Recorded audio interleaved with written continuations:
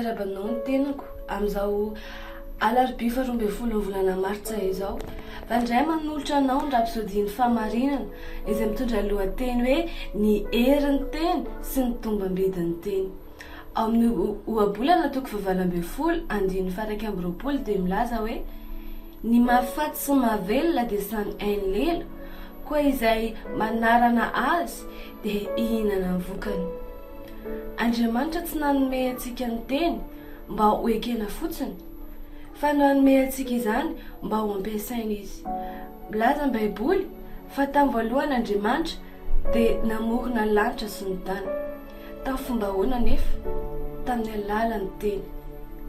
Nanonona izy mba hisy zavaboary. Ny ten'Andriamanitra dia fitaovana famoronan'Andriamanitra. Rehefa miteny zavatra izy dia tonga izany. Izay rehetra lazainy dia miseho avokoa. Anoforoniny hitovy ihany isika sy hihetsika tahaka azy. Ny ampahany manadanja indrindra amin'ny fiainanao dia ny fahaizanao mampiasa ny teny. Mety tsy mahafantatra an'izany ianao, fa ny teny no mamaritra ny fiainanao. Ny teny dia mamaritra ny tombony bidinao. Ny teny mamaritra ny mahahenao anao. Tsy ho tsara na ho lehibe noho ny teninao ianao. Ny fiainanao dia filazana sy fanehoana ary taratra ny teninao. Tsy miandro fotoana elana na ny fahafantarana olona iray. Ny zavatra ataony fotsiny dia miteny mandritra ny minitra vitsy. Ny teninao no hijerenanao. Izy no mampafantatra hoe aiza ho aiza ianao zao. Iza no mamolavola fiainanao.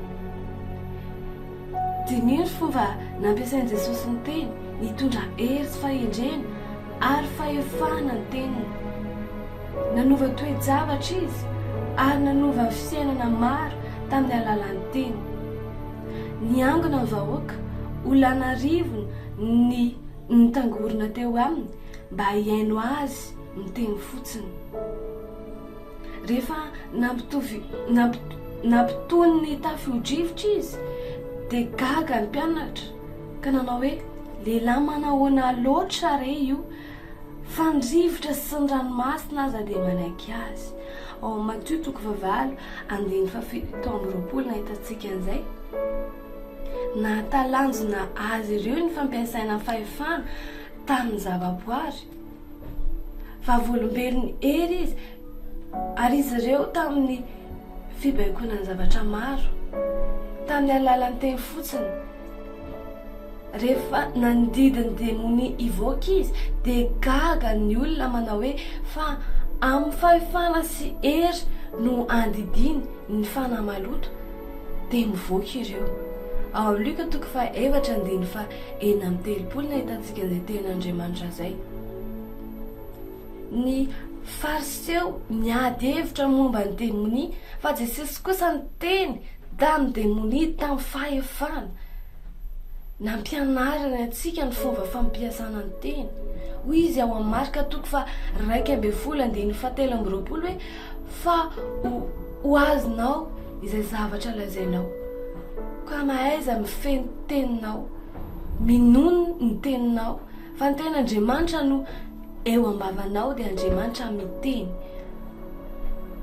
Ahomby izany ary hamokatra araka izay lazainao. Ary hamokatra araka izay lazain'Andriamanitra. Alleluia.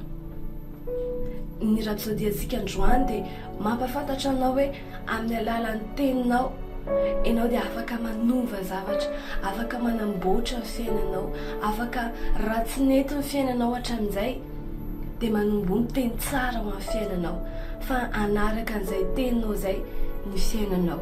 Alleluia. Amin'izao fotoana izao dia manasanao anao an'izao vavaka izao. Za ilaza dia ianao hamerina azy. Ny anaran'i Jesosy. Ray malalo, misaotra anao aho noho ny herin'ny teninao eo amin'ny fiainako. Ambarako fa ny teniko dia feno finoana sy fiainana ary izany mamolavola ny lalako. Miteny fahasalamana, fanambinana ary fandresena amin'ny fiainako aho anio ary miaina